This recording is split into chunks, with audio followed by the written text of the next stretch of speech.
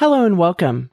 This is Koren Motekaitis, and you're listening to How She Really Does It, the place where inspiration and possibility meet. I'm so excited to have you here with me on YouTube. Don't forget to hit the subscribe button and like this video. Make sure to also head down to the description box below and click the link to sign up for my newsletter to get podcast episodes and Sunday's letters filled with love delivered to your email inbox weekly. Now here's the show. On a lake, she is dreaming, she is drifting, never been so wide awake. Captured in the moment by the beauty all around her, there's nowhere else that she would rather be. Hello and welcome. This is Koren Motekaitis, and you're listening to How She Really Does It, the place where inspiration and possibility meet. How are you all doing? I'm pretty delighted because I've got some big things going on that I'll be sharing with you at some point later on, but it's not prime time yet to share. But I am so delighted, and I hope you can find some moments of delightment in your day. So while I have big things going on, there have been moments of delightment in my day. And remember, if you remember back in January, I was in a place of struggle, maybe even deep struggle. And that's the beauty of life, is that there's these ups and these downs. And it's not that I'm really, really excited. I'm really delighted. I'm also really calm. And so I give you that is that there's going to be all these feelings that we experience, which helps me go into and segue into today's topic. Inside our messy minds. So here's the thing. Our minds are messy and often mean. And that's if, and I'm going to say it's a big if, that you are aware of the voices in your head. Because here's the thing. Some of us aren't aware because we keep ourselves so busy to drown out the noises in our head. We've got so much going on. Maybe their lives are so chaotic. And this is not to put any shame on anyone, right? Like I've had lots of chaos in my life. Part of it was a way of surviving. Part of it was a way of tuning out the noise in my head. Part of it was a way of, I had bought into the cultural programming of being really busy, working really hard, overcoming the chaos was the pathway to success. So it's okay if you're not even aware of the voices in your head.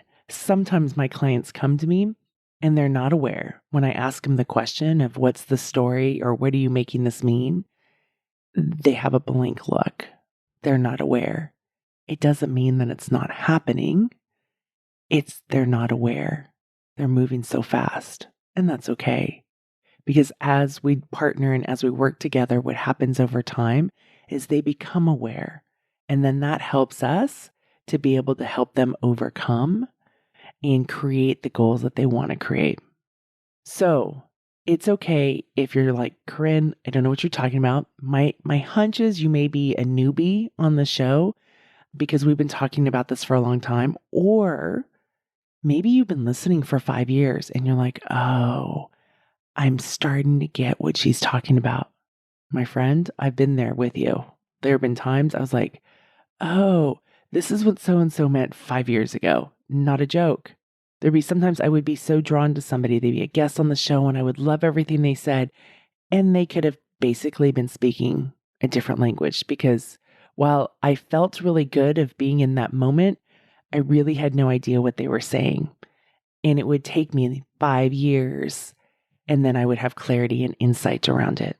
So if that's where you are, any of these places, either you're not aware or you now are understanding something that I said 5 years ago, or maybe you are self-aware, you are exactly where you need to be today, and that's okay. You're not better, you're not worse, you're not smarter, you're not dumber, you're just where you are.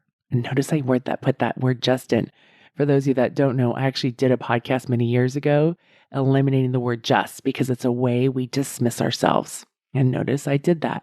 We practice, we fall down, we get up.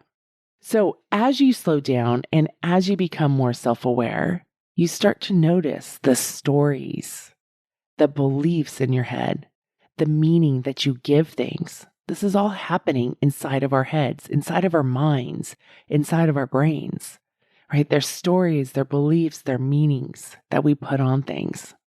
And you're like, okay, Koren, what are you talking about? So here's some that my clients have given me over the last week. And let me mind you, they're smart. My clients are smart. They're successful. They're educated. They are in relationships that they want to be in. They have certain arenas that are doing fantastic.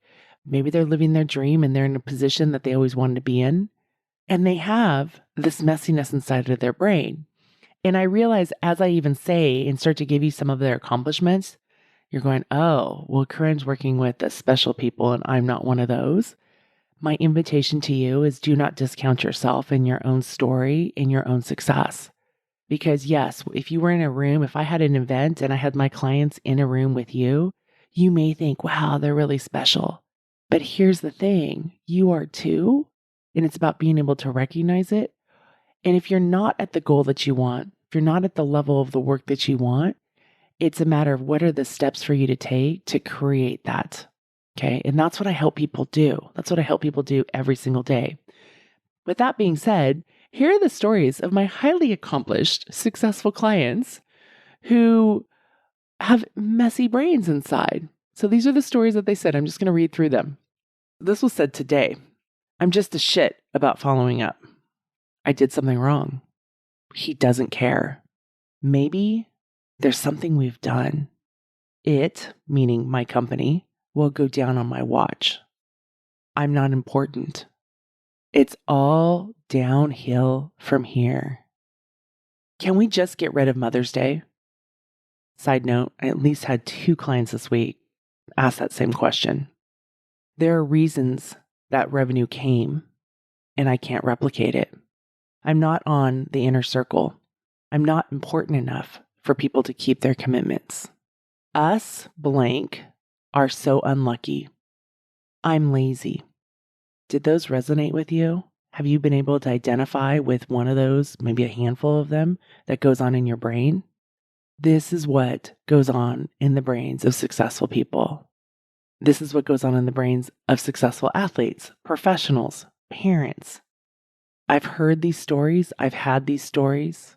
They're limiting beliefs or the way that we give meaning to certain circumstances in our life. And here's the thing. You probably thought it was only you. The thing is, you probably think that my clients are well-accomplished, smart, and if you're ever to meet them in your workplace or personal life, you would never think these thoughts lived inside of them. And here's what I can tell you. I've been coaching for a really long time. I've been working with humans for a really long time. But, outside of being a life coach, a leadership coach, a business coach, right, an executive coach, I've been a coach of athletes. I've been a confidant to so many thousands of parents or people like within the Aqua Monsters. And it doesn't matter, like I always would say in my town, I live in a university town, everybody has a D at the end of their name, a PhD, an MD, or a JD, JD for being a lawyer, right? And that's the armor of, if I accomplish this, then I'll be safe. Then you go into the parenting arena, and for those of you that are parents, it is the biggest shit show, most vulnerable experience, parenting these incredible humans that we have. And it's so vulnerable and scary. And then we go into these stories. Maybe there's something we've done wrong. My child doesn't love me. I'm a mean parent. I had somebody say to me recently, oh, maybe I'm just being a bitch about this. Again, highly accomplished on the outside, the way they present themselves, the way they show up, you wouldn't know that this was going on the inside. And what I can share with you is this is happening all day long. And these are with the people that understand these are their stories and are working on reframing them. Okay? Like when my client told me, when he told me today, he goes, I'm lazy. I was like, is that really true? He goes, well, I'm like, is it really true you're lazy? Like my client is not lazy. My clients are not lazy. One, to show up and do the work that we do together, it's not lazy work. It is hard work where they're really working on taking ownership as well as not taking on too much ownership, which most of them do.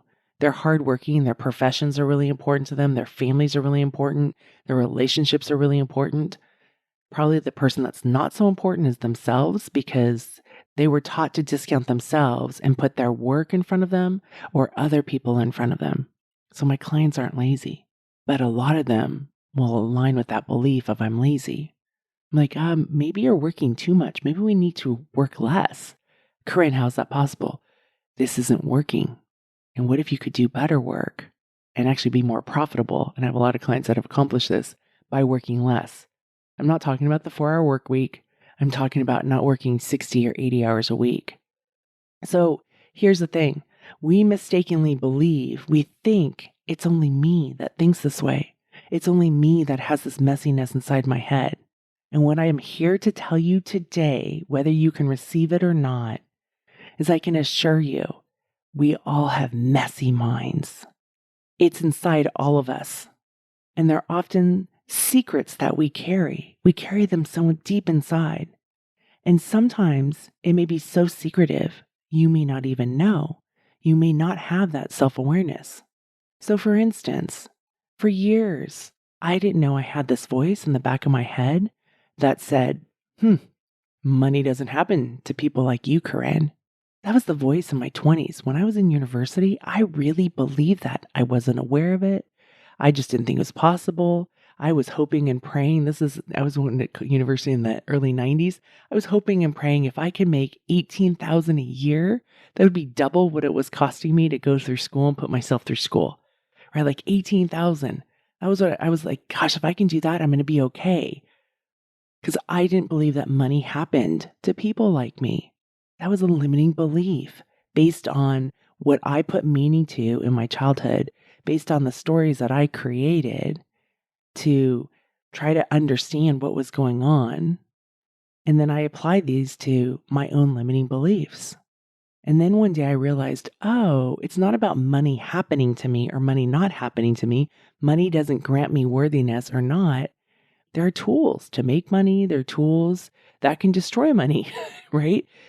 But I learned that and I was like, wow. And then I started to learn what meant money is a math problem, not a problem in terms of it's a horrible thing. It's about how do you get to the number 4? There's many different ways. There's not a right way or a wrong way. There's many different ways. Then the other one that I uncovered much later on was my 30s was, oh, I'm a loser from Loser Street. And if you've been a long time listener on my show, you've heard me talk about this loser from Loser Street, which was so opposite when I would finally once I realized that was a limiting belief I had. And then once I had the courage to start to share it with people, people would look at me really perplexed. Probably how you would look at my clients if you saw them and I matched up the stories that I shared with you earlier to who you saw or who you knew, you'd be perplexed. And I'll never forget, one of my good friends looked at me and goes, how are you a loser from Loser Street?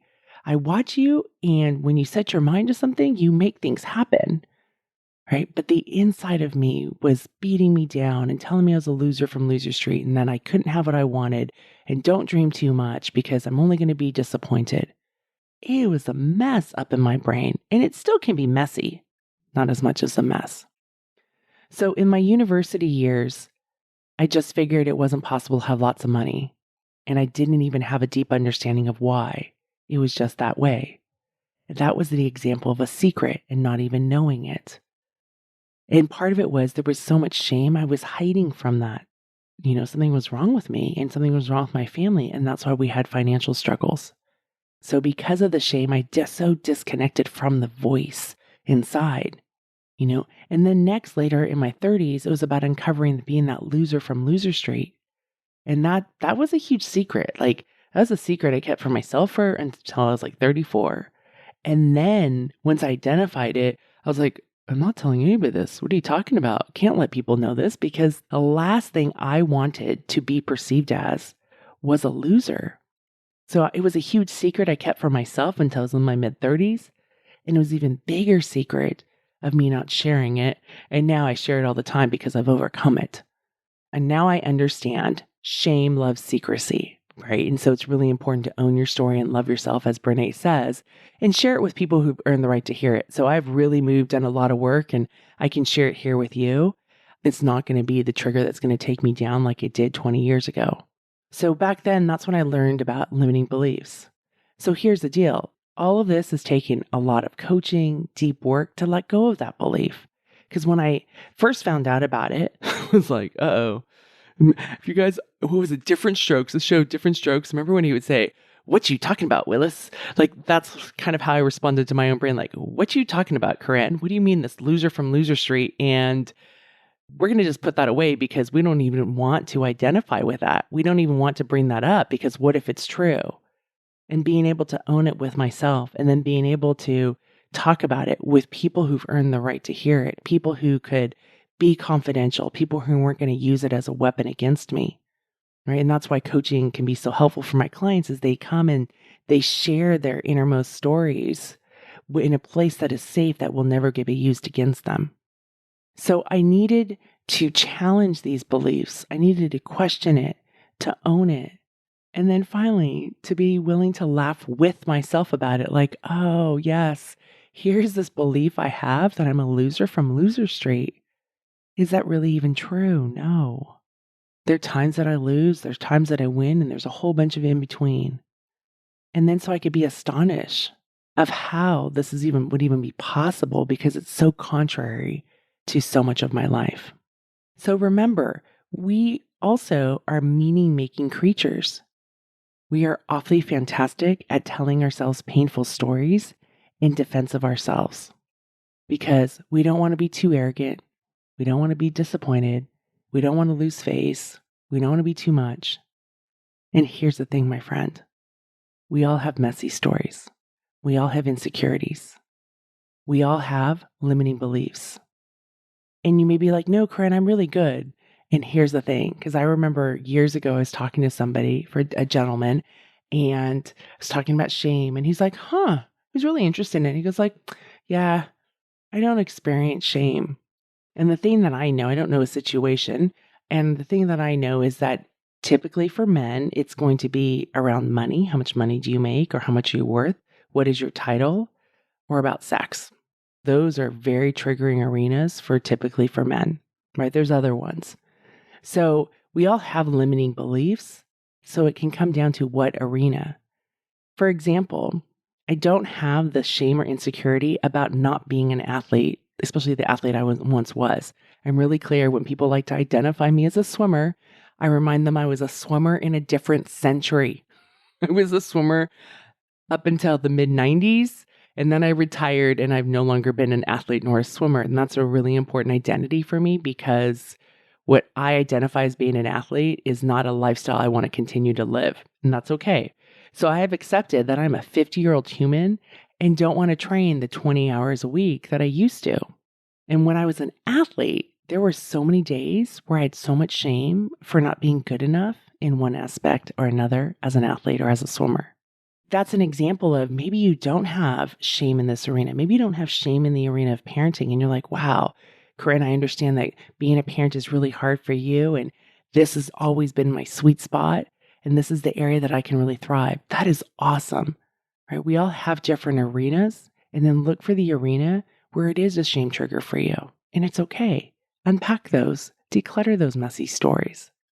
So while you may not have these limiting beliefs, these messy minds in one arena, or you may not be aware of it right now, when you do come across it, my invitation is to get out of your own blind spot, right? To own your story and know that you're not alone and there's nothing wrong with you.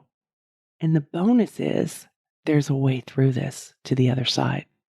The first step is to start to listen, slow down, write it out, declutter it out of your brain. Work with a coach. The reason a coach is that there's a boundary in that relationship where it's safe, it's confidential, you can unpack it, right? Sometimes with friends, they may try to fix it and may not allow for that space. But with the coach, you can unpack it and listen to what you say. You may want to verbally vomit at first because it may be all pent up. And then start to listen Go around in your world and listen to others, and you'll start to hear their stories too and their limiting beliefs. The other thing to do is read books. These are great places to find you are not alone.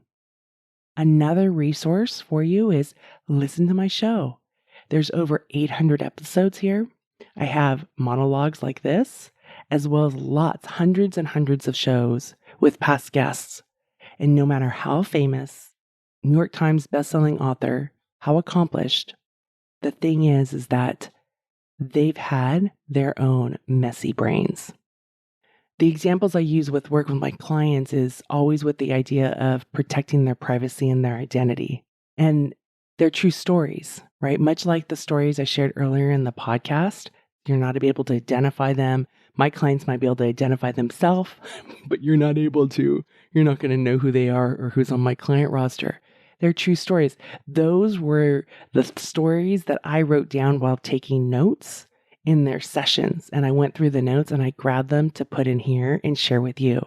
They weren't something that I paraphrased. They were direct words out of their mouth. So the beauty is having someone to confide in, because then it's harder for that story to live. So I'm going to go back to this. The first step is to start to listen to the voice in your head. Slow down. Write it out. Talk with someone about it. Somebody you know who's going to be safe, right? Sometimes friendships or partnerships or marriages can be hard because they may not know what to do with the information and want to come in and fix it. So that's where working with a coach can be helpful. Resources to hear other people's stories is listening as you go about your day-to-day. Listen to the stories that people share.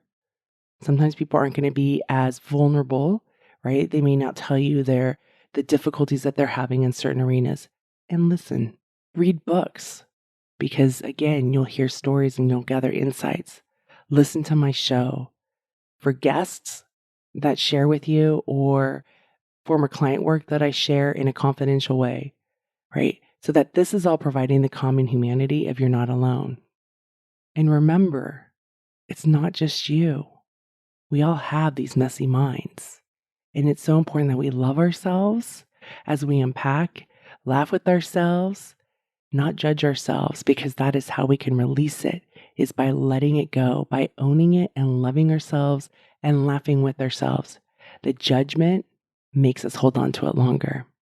If you or someone you know would benefit from working on their mindset, I help people do that. Go to howshereallydoesit.com and click Work with Koren, and we'll also have a link in the podcast page. I'm smiling big for you. Hey there. Before we go, I have a question for you. Have you subscribed to the show yet? This is an awesome opportunity for you to preserve your brain juice. I love the fact that I can subscribe to podcasts and television shows, and they go straight to my iPhone or they go straight to my DVR, and then I don't have to worry of, oh no, especially with television shows. Did I hit record? Is it going to be there? Or now do I have to watch it on demand and go through all the commercials? So go and hit the subscribe button. There's a link in the show notes, and that will ensure you that you never miss a show. And you can also save your brain juice for other things in your life. There's way more important things. But you and I will still be connected because the show will be waiting for you in your phone. Go to the link in the show notes, subscribe to the show so you can automatically get all the shows to your phone. On a lake, she is dreaming, she is drifting, never been so wild.